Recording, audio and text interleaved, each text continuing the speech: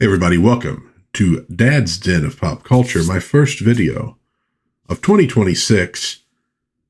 And in this one, we're going to be looking at one of the great characters of Marvel Comics, Doctor Strange. Now, Doctor Strange first shows up in 1963 at the beginnings of the foundation of the Marvel Universe. We'd had Fantastic Four, we'd had Spidey, etc.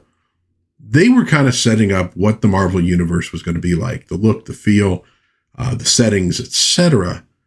With Doctor Strange, Steve Ditko and Stan Lee are bringing in for the first time, the sort of mystical side of the Marvel Universe. So let's snap into it, and we're going to take a look at the first 12 stories, the first year of stories of Doctor Strange, to see what kind of character they were building, what are the foundations of it, who are the villains, etc. And of course, to take a look at the art from Steve Ditko, which is great. We begin with Strange Tales number 110, April 1963. And as you can see, the headliner for Strange Tales at this time was the Human Torch. I don't believe that Doctor Strange even gets mentioned on the cover, so he's kind of a backup for this one. Well, Doctor Strange is the master of black magic originally. That's kind of how they phrased it, black magic. Not typically black magic, you kind of look at that as being evil. Well, it wasn't, at least the way he did it in these, but eventually they're going to kind of drop that whole black magic thing entirely. The first story of The Good Doctor begins with a man tormented by nightmares who needs the help of a fella who dabbles in black magic. And focus on that panel in the lower right-hand corner, because Ditko really kicked some butt with that one. Ditko has some really, really nice work in early Doctor Strange, and he gives it just a particular vibe that I think, again, sets the scene for what other dimensions are going to look like, mystical dimensions are going to look like in Marvel, for the foreseeable future.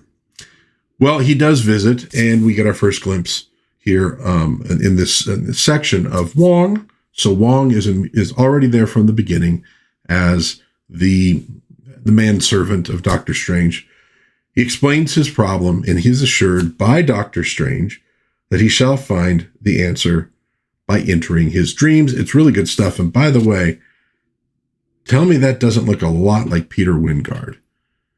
He would have maybe been the perfect Doctor Strange for a few reasons. The perfect Doctor Strange back in like the 70s or so, in the 60s. Any rate. Well, we get some action and we get some exposition as Doctor Strange travels astrally to confer with the Master, from whom all of his power originates. And this gives us an explanation of those magical powers and a demonstration of one of them, and that if he is in danger, he must call on his amulet. So we're setting up the rules for how magic is going to work. We're kind of exploring the origin of the character without going deeply into the origin at this point. And we also learn here that the Master's days are numbered, and that Strange is to take over fighting evil for him when he is gone. Now, Strange does enter the man's dreams that night, and he encounters Nightmare, his ancient foe. And I like when they drop you into the middle of a hero's career like this, a little bit more than when we just start with the origin story, because it creates all this mystery. You're never quite sure of what you're getting, what could happen. It helps ramp the tension up a little bit. And I love, again, how Ditko, this is dreams, getting into a person's mind and all that stuff. But we also should recognize that here Nightmare is introduced, and Nightmare is the first foe that we're ever going to see Doctor Strange actually fight. Now, in the course of the dream, Mr. Krang is mentioned. This awakens the man who, knowing that Strange heard the name as well, decides he must be eliminated. So this is an awesome wrinkle here. The guy who came to him for help is now turning on him. So in deadly danger, trapped between two foes in two dimensions, Strange calls on the Master. And again, this is another excellent panel from Ditko. The cartooning ability at the time was still pretty strong, and it has changed a lot since then, although there are still artists who can do this. But notice the silhouette of the gun, the flat color in the background, the very limited color palette, how it makes it pop and how it tells the story. A lot of times I think current day comics, as well drawn as they are, they're not always that good at telling the story. They're maybe a little bit too detailed and too crowded with imagery. Well, the Master activates Strange's amulet. Does not have a name yet. It's just the amulet, which paralyzes the man with the gun and distracts Nightmare long enough for Strange to escape. Well, confronted by Strange, the man confesses about his business crimes, which is the only way he will ever be able to sleep again. Okay, so it's kind of interesting. We've stopped, we've dealt with Nightmare, who, felt Strange encroaching on his territory and wanted to deal with him. And we got this guy who was a criminal who kind of turns on Strange, but, isn't like, we don't see Strange arresting him at the end of it. He's not that kind of a hero. He's not a crime fighter. He's this master of black magic who, deals with people's problems in that realm, but a little bit different than, the Fantastic Four and Spider-Man and characters like that. But it's a good story. We got the guy tormented with his guilty conscience, and Strange really feels here like a refugee from the sorts of supernatural comics you saw in the 1950s and into the 60s, kind of in the tradition of Dr. Fate, the Spectre, but also like some of the EC stuff. So it's cool. It's, once again, the Marvel Universe, DC Universe starts with Superman, then Batman, and it's a very superhero universe. Obviously, the Marvel Universe is superheroes, but if you look at its beginnings, you got the Fantastic Four, a little different than the traditional superheroes. You have the Hulk, which folds in the monster comics into the Marvel Universe. Now you got Doctor Strange. It's taking these different sorts of stories that had become fairly popular in the 1950s, and it's bringing them into a superhero universe and making them part and parcel of it. It's really kind of cool to see that stuff as it's happening.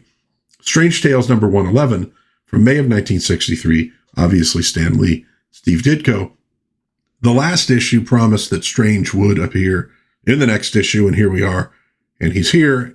Don't expect him, though, to ever see him take over the covers in this series. Johnny Storm was definitely the more popular character in this book, and he's going to hold onto the cover the entire time.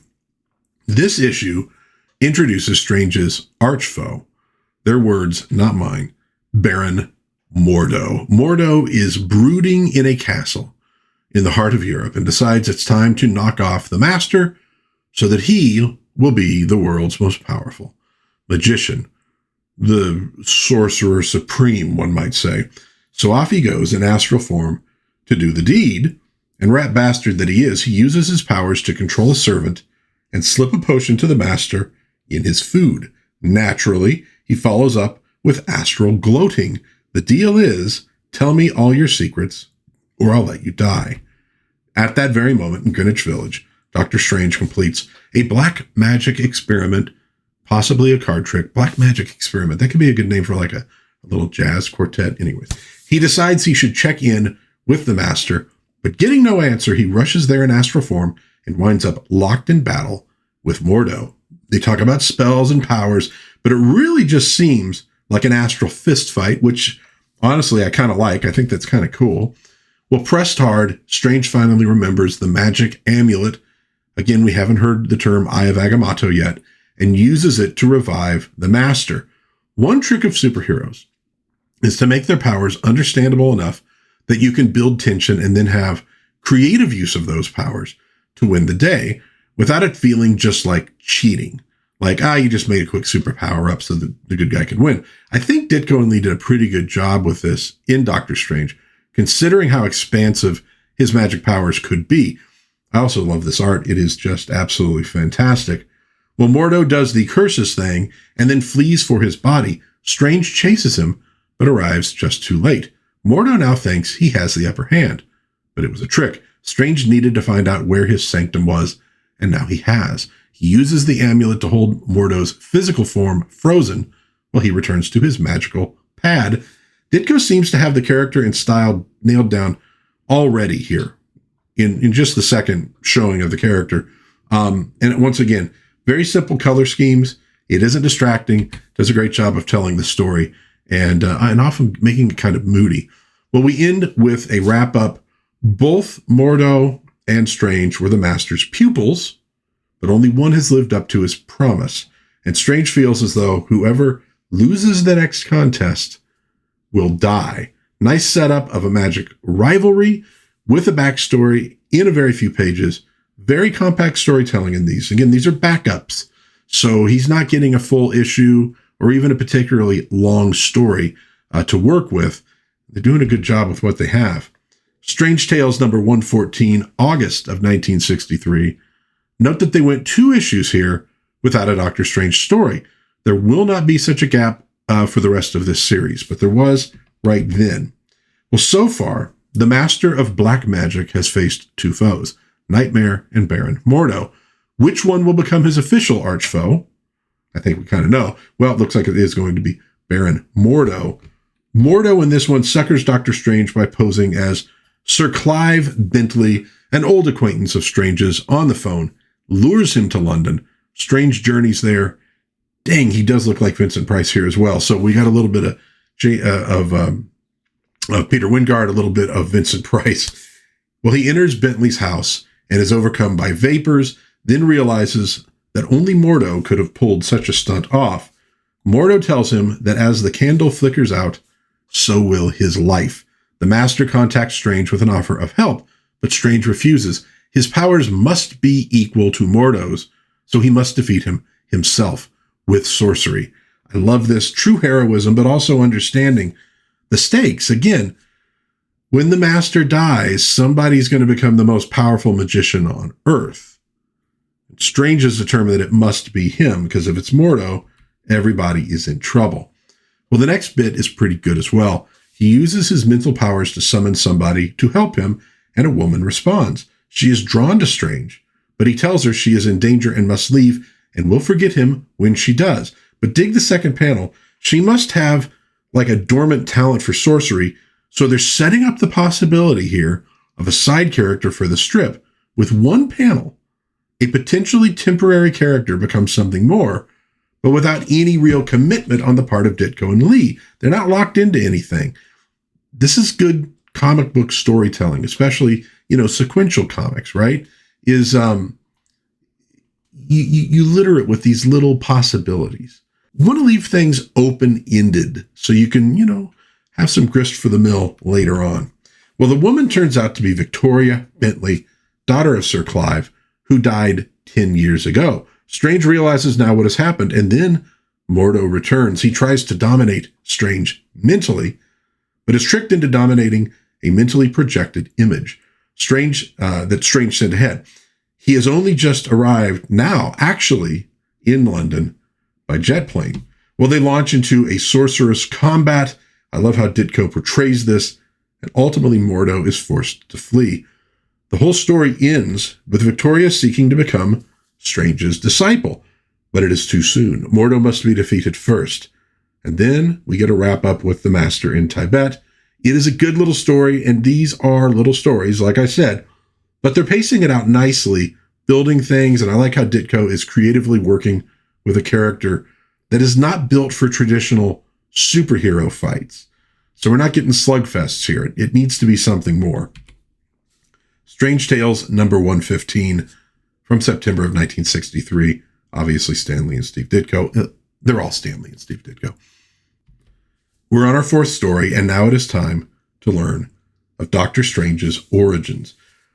They waited on this one because origin stories are not necessarily great stories. They can be. But, instead they got us interested in the character and his world and what he's doing. Kind of plunged us in right in the middle. Now we're going to get the beginning of the story, the prequel, so to speak.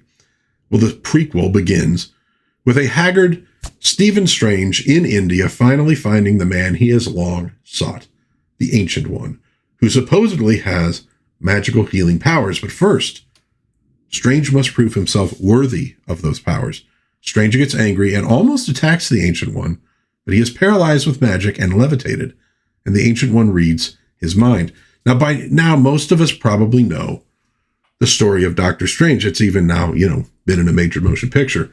He was an arrogant surgeon, very skilled, but he cared nothing for people. But all of that changed when he got into a car accident. His hands were destroyed. He will never again be a surgeon. This devastates him, as it would, and thus his journey to go looking for healing some way out of his predicament. The Ancient One makes him an offer. Stay and study with me, and perhaps you will find the cure that you seek. Strange doesn't take this well, calls the Ancient One a fraud, and though he wants to leave, he cannot due to a sudden snowstorm. The Ancient One's disciple, Mordo, shows Strange to a chamber for the night. Note the design behind them. We're going to see that again, obviously. That night, bored, Doctor Strange walks in on the Ancient One being attacked by the vapors of Valtor.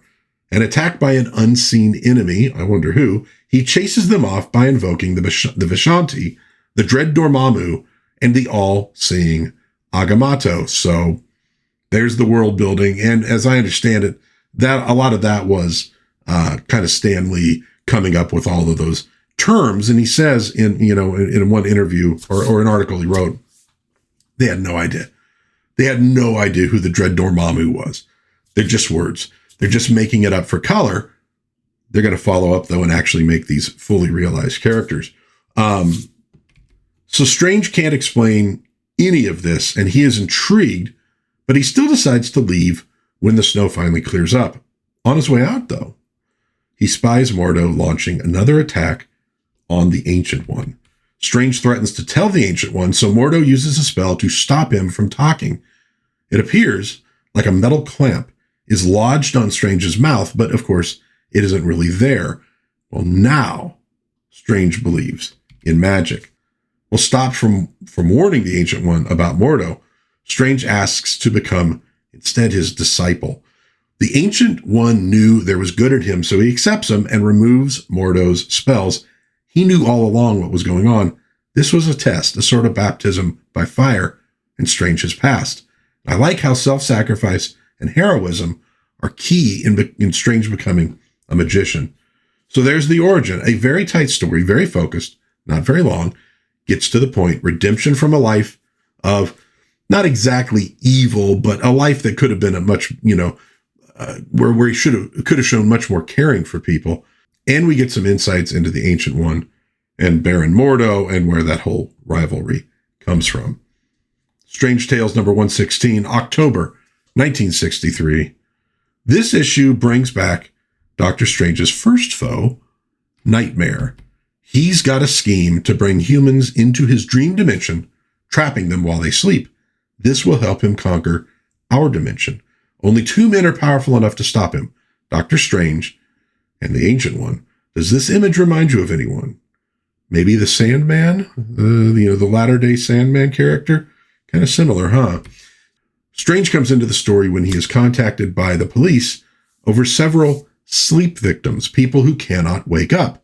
They can't find a scientific answer, so they thought it might be magical, which tells you that people are aware of Doctor Strange and his magic and are, calling on him to solve problems, even in an official capacity. Well, Strange investigates, and sure enough, he detects that magic is involved. Returning to his study, he finds the incantation he needs, and he enters the shadow world, or we might call it the dream dimension. Well, entering, he has this single narrow path he can walk to remain under the protection of Hoggoth. So we're getting another name drop there, but he's observed, and Nightmare is warned of his coming. Nightmare conjures a doorway, and through it, two additional paths. Which one is the correct one? There's the trick. The amulet points the way, and ultimately, Strange has to engage Nightmare. His human hostages are within reach, but Doctor Strange must leave the protected path to save them. The solution is his sash. He unfurls it to reach the kidnapped victims. While it touches the path, he remains protected. So here we are. Here's the trap. You have to be clever to get yourself out of it, but also, focus on the shadow dimension and what Ditko is creating here, the look of the place. That's going to be repeated in different ways by different artists for decades after this. Well, Nightmare strikes, and Strange soon finds himself locked in combat with all sorts of different monsters. Getting just great art. Did all those weird tentacles inspire Tim Burton at some point? Who knows? Very possible. Ooh, a Tim Burton Doctor Strange movie. Now, that could have been interesting. Any rate, but blinding Nightmare with his amulet, Strange manages to escape with the kidnapped humans. So it's not a complex story and seemingly an easy battle to win, but I like the world building that's in here, especially in terms of the look of the dream dimension, and kind of setting up that Nightmare is in charge there. Like the best Strange can do, get in, save people, get out. He's not capable of just like taking this bad guy out entirely. You'll notice that all these villains that we're piling up here, okay, well, two of them, Mordo and Nightmare, they're not going away. They're not even making an attempt for them to go away. They're not even pretending that they've died and will they come back. They're just still there. So Strange, we're seeing the limits of his power here, and it creates some good opportunities for further stories. Strange Tales, number 117, from November of 1963. In this issue, Baron Mordo, so once again, Baron Mordo, he tempts us with his recipe for Sorcerer Under Glass. This is his third appearance, so it is clear that he's becoming the arch foe of Doctor Strange by now. And the text there is, fast becoming one of Marvel Comics Group's favorite features, Doctor Strange takes you behind the scenes of the world of enchantment and black magic. So they're still using the black magic term there. In this one, Mordo places a spell over Strange's entire house, turning it into a trap under his control. When Strange returns home that evening, he enters his house and it slowly disappears and then reappears in another dimension. Here, Doctor Strange is weightless and helpless, so he goes astral and uses his mystic gem to find the source of this magic. Note the atmosphere Ditko gives this strip, the angles, the shadows. It's very different from a Spider-Man work, and it's, again, creating this sort of visual, vocabulary for magic in the Marvel Universe. Strange finds himself at Mordo's and then finds himself trapped again in an ethereal cylinder, just as Mordo planned. Now Mordo can go after the Ancient One, and Strange cannot protect him. While Strange is trapped, Mordo goes to the Ancient One's sanctum and lies his way in the door, claiming he wants to repent for his evil ways. Honestly, the Ancient One is probably not stupid enough to fall for this, but when he gets close enough, he attacks. Doesn't quite work out like he figured. We have two really excellent panels from Ditko. And again, look at the colors in these things, right? We're not going for anything remotely like realism here. It's very evocative. Just, I love it. I love these flat colors. I wish more comics would do that these days. It is then revealed that Doctor Strange had taken the Ancient One's place. But how? How is this possible? Well, the cylinder didn't have a floor, so Strange was able to sink down through the table, through the cellar, through the entire earth, and he popped out in Tibet, where he warned the Ancient One. Old Ancient One gave him a ring that would allow him, while in astral form, to do everything he could do in material form. So a renewed battle follows. Strange returns home, and little does he know, his next challenge will not be from Mordo, but from a far different and far stranger menace. So no new ground is really broken in this one, just a good hero versus villain story, a little clever use of magic, and again, re-emphasizing that Mordo, is Strange's main foe in this series. Okay. Strange Tales number 118, December of 1963. Doctor Strange dares to probe the uncanny secret of the possessed. Proof positive that this era will forever be heralded as the Marvel Age of Comics. I always love the fact that Stan Lee never oversold things. He kept it real humble. Well, in this story, strange things are afoot in the Bavarian Alps as seemingly normal people are possessed by an evil force after walking through a shadowy area. This harkens to the kind of invasion of the body snatchers kind of trope. Strange arrives and soon begins, probing people with his mind. And the creatures behind all of this, sensing his power, flee. So he garners only a glimpse of their presence. One of the possessors flees to their hideout, an invisible cube that is made to look like a boulder. It turns out the baddies are aliens rather than demons. Their chief decides that this strange human being must be dealt with first.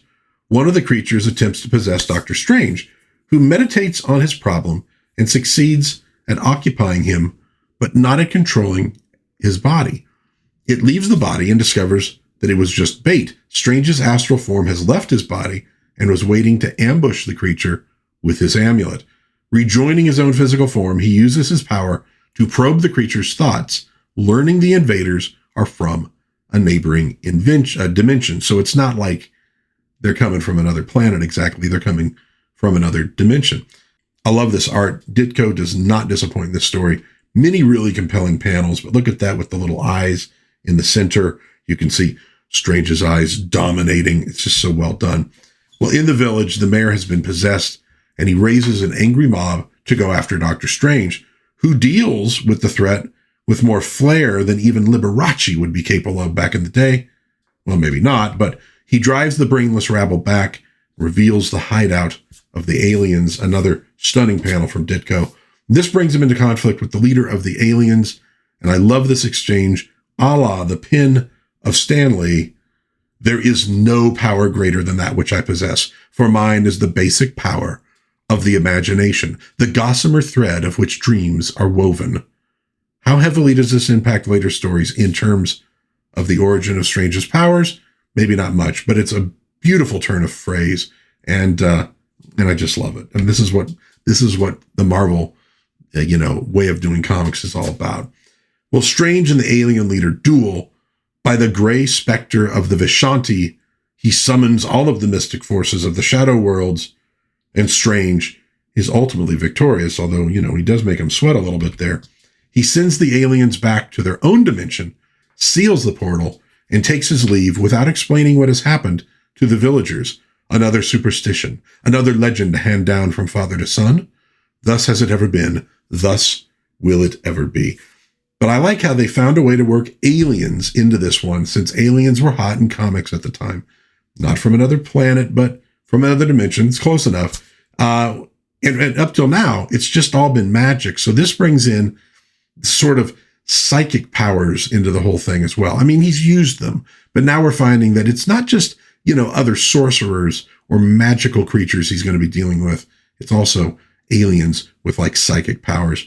And Ditko's art is beautiful in this one. I love how Stan drops all these names like Vishanti, but they keep Strange's magical powers vague enough that they're not too constraining, but they do show some limitations. Strange has to outthink the invaders, not just overpower them, which I think is really important in superhero stories. Strange Tales number 119, January of 1964. In this one, two burglars make a huge mistake and break into Dr. Strange's house while he is examining a huge, sinister gemstone. He hears the commotion and comes out to deal with it by passing them through the wall and out of the house, which is really pretty handy. But the crooks aren't giving up that easily, and this is shaping up to be a take on the Home Alone trope. Well, naturally, the crooks sneak back in while Strange is busy meditating, so naturally they steal the evil gemstone. And given that two sneak thieves easily penetrated his sanctum, you'd think that Strange maybe wouldn't just leave that lying around, but, that's wizards, wizards. They do what they do. It's hard to understand them. Well, Strange immediately senses the theft, and he rushes out in ethereal form to track it down. When he finds it, he discovers the thieves have accidentally used it to enter the dread purple dimension. So, of course, Strange goes in after them. He soon meets the ruler of the purple dimension, Agamon. Agamon won't let his new slaves leave his realm, so it looks like there's going to be a problem here. He offers, though, to let them leave if Dr. Strange stays. They are unworthy of such a sacrifice, and yet I vowed to the Ancient One that I would aid all humans. I must not betray that trust. All right, we're getting a measure of the heroism of Dr. Strange. Well, the deal is made, and Agamemnon gloats. Strange will never leave. I promised to take their place as captive. I made no promise to remain a captive. Now, though you have me shackled, our battle really begins. And dude, I love this. Agamemnon turns his jeweled demolisher beam on Strange, who counters with the eye of Agamotto. And this art is fantastic. It really takes it up a notch in this one. Just look how he sets it up. And look at, initially, it's a huge beams coming out in this giant sort of explosion in the middle. They get smaller and tighter and narrower as they're both kind of losing their energy. Well, rather than die, Agamemnon surrenders and frees Strange, who returns to his own dimension. And there he discovers that the petty crooks have given themselves up. Maybe it was worth saving them after all. Strange Tales number 120, February of 1964. The House of Shadows harkens back, in my opinion, to the horror comics of yesteryear, though obviously not as gory as EC. It's a great pose there, ominous, commanding, the haunted house and the fleeing crowd, just really beautifully done. The first panel is important. Not often does Doctor Strange walk the city streets. And the comment, wait till I get home and tell the family, I actually saw Doctor Strange. A few panels later, a guy mentioned seeing him in the papers, so we know now that the world knows about Doctor Strange. It's not like a secret identity. They may not know, that he was a doctor at one point, but they know who he is. They kind of know what he can do. His destination is a haunted house on the edge of town that a TV reporter is about to enter and explore. Strange tries to enter as well in ectoplasmic form, but cannot. There are barriers. He invokes his amulet, which opens its all-seeing eye, and the eye places itself on Doctor Strange's forehead. This doesn't allow him to enter, but it does allow him to view what's happening to the reporter, who sees strange things that he dismisses as imagination and bad lighting, until finally he sees something that makes him think he's going mad. And I love the misty forms that Ditko places in the background here. Well, Strange can wait no longer. He summons the spells of the omnipotent Ashtur to part the crowd and uses his amulet to open the lock on the house's door. Walking through, he sees the same weird sights as the TV reporter. The reporter was not aware of what he was really seeing, but Doctor Strange is. I do know your secret. Do you hear me, dweller in the shadows? I know your secret. The mists swirl around him, and they form a mystic cage, which Strange throws off. Fantastic staging here. Ditko is so good at minimalism. No more lines than are necessary, but just look how dynamic that is. And again, the colors, just excellent work. Well, with this show of power, Strange forces the entity to release his human prisoner, which he does, in exchange for Doctor Strange keeping its secret, that the house is itself alive. Leaving, he keeps his promise of secrecy, but also banishes the evil house from our dimension, much to its lament. Well, everybody thinks this was all a fake, a stunt, but they part when Doctor Strange passes through the crowd. These stories, again, not complex, but they do a nice job of projecting a sense of mystery and wonder, and the art is impeccable. Strange Tales, number 121, March of 1964. We finally come to the final Doctor Strange story in his first year of publication, and it is based around a great old trope, witchcraft in the wax museum. Oh, there are so many old movies set in wax museums. It's a big deal. Well, the story begins with Strange finding no mystic threats on Earth at that moment, struck with a dire premonition. A phone call alerts him to trouble. So he takes ectoplasmic form and rushes to the address of the woman who called him. But the place is empty. When he returns home, his physical body is gone. This will remain an element in Doctor Strange stories for some time, and it can be seen in many other such stories as well. The idea that when the astral form is out of the physical body, it's vulnerable. And if it can be taken away, bad things happen to the astral body. So who could have done Such an awful thing. Well, Baron Mordo, of course, and how fitting that we end this video with another Baron Mordo story. We get some data here as well. Strange cannot harm Mordo while he is stuck in ectoplasmic form, but the Vishanti protect Strange's physical body, so it seems like a stalemate. However, if Strange remains in ectoplasmic form for more than 24 hours, his physical form is doomed. So Strange rushes off to find his body, his amulet guiding the way, and Mordo wasn't born yesterday, so he stations some ectoplasmic entities along the way to stop or delay Strange. He gets through them quickly, but other surprises of Mordo's delay his search, so it's really this race against time for him. He finally finds his body standing in a wax museum with a spell cast around it to keep ectoplasmic forms from getting in. He would need hours to penetrate the spell, but he only has 10 minutes. Mordo appears and gloats, supervillain style, about his impending victory as Strange seemingly flees through a wall. But Strange's ploy is great. He possesses another wax figure and captures Mordo, tying and gagging him to prevent any additional sorcery. This leads to Mordo taking ectoplasmic form so the two sorcerers can fight it out on the ethereal plane, and Mordo appears to be triumphant. But he has fallen for one of his own tricks. He fought an image of Doctor Strange and expended his energies in the process. This allows Strange to capture him and to reoccupy his own body. Naturally, he does not kill Mordo, who vows to never rest until he is supreme. Strange's last words for this video: so long as life exists, the righteous must always guard against the wicked. I shall be vigilant. No matter where or how Mordo may strike, I shall be ready for him, and always shall I be armed with the knowledge that evil can never triumph over the force of good. And we also get an important notice. Doctor Strange is going to be appearing in Fantastic Four, number 27, on sale now, a sure sign of his popularity as he is folded into the wider Marvel universe.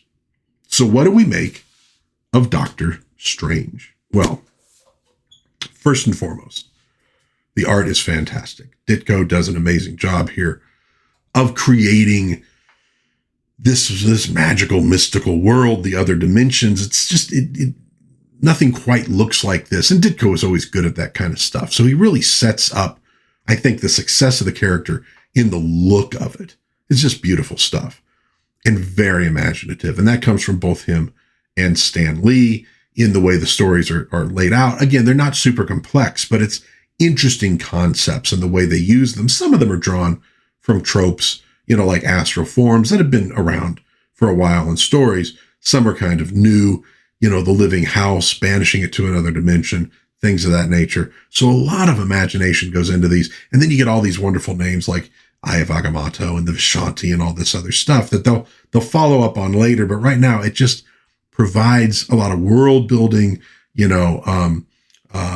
just a lot of color to the whole thing. And there's smaller personal stories here. This is not Doctor Strange having to save the entire cosmos. It's him protecting the Ancient One. It's him helping people in their daily problems, things of that nature. Now it leads to big mystical threats, but again, not to the entire universe. And I like that. I like the smaller personal stories, especially to launch a character. Kind of get that with Spider-Man as well. And he's different from Marvel's other heroes. He's colder, more aloof, more mysterious, and he's dealing in things that for the most part they don't deal in. So a really great character and a really good addition to the Marvel universe. And I think reading these, I can understand why he became such a favorite for people and while he has lasted for so long. Obviously, no longer the Sorcerer Supreme, I think. I think it passed to Brother Voodoo at some point, but still a going character in the Marvel universe. That, folks, is Doctor Strange. Year one. I hope you enjoyed this little journey through Steve Ditko and Stan Lee's great master of the mystical arts. If you have any questions at all, please put them in the comments, or if you have any comments like you love it, you hate it, I'd love to hear from you there as well. If you enjoyed this video, please give it a like, maybe subscribe, maybe share with a friend. That would be very cool. But until next time, God bless everybody. Please be kind to one another. Have a little bit of fun out there. Read some Doctor Strange. And I will see you hopefully again soon in Dad's Den of Pop Culture. Bye-bye.